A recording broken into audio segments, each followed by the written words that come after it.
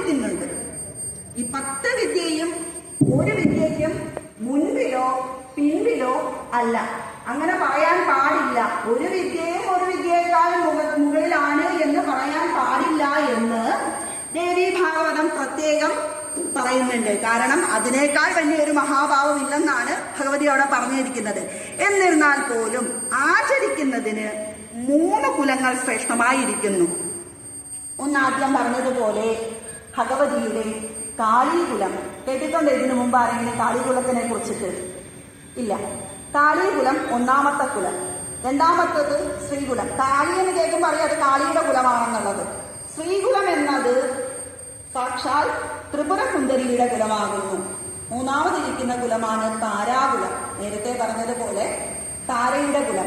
ഈ താരയെ നമ്മൾ എടുക്കുമ്പോൾ താരാകുലത്തിന് ഏറ്റവും കൂടുതൽ പ്രാധാന്യം വരുന്നത് ഇവിടെ നമ്മൾ ആചരിക്കുന്നുണ്ടെങ്കിൽ പോലും നമ്മൾ എല്ലാവരും കേട്ടിട്ടുണ്ട് ബുദ്ധനെ കുറിച്ചിട്ട്, അല്ലേ?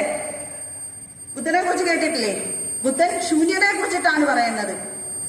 ബുദ്ധ താന്ത്രികത്തിൽ ഏറ്റവും കൂടുതൽ ആചരിച്ചു വരുന്നത് താരാദേവിയെയാണ്. താരാകുലം എന്ന് പറയുന്നതിൽ അപ്പോൾ ശ്രേഷ്ഠമായി ഈ ബുദ്ധൻ എന്ന് പറയുമ്പോൾ നമ്മൾ അറിയുന്ന ഗൗതമ സിദ്ധാർത്ഥ ബുദ്ധനല്ല. അതിനു മുൻപേ ഒരുപാട് അനേക താന്ത്രികന്മാര് അവരെല്ലാം മാന്ത്രികരായിരുന്നു. ഈ പറയുന്ന താരയെയാണ് ആരാധിച്ചിരുന്നത്. അതുകൊണ്ടാണ് അങ്ങനെ ആചരിച്ചു വന്നവർ ശങ്കരൻ, നമ്മുടെ മഹാ ആത്മാവായിട്ടിരിക്കുന്ന അല്ലെങ്കിൽ നമ്മുടെ എല്ലാവരെയും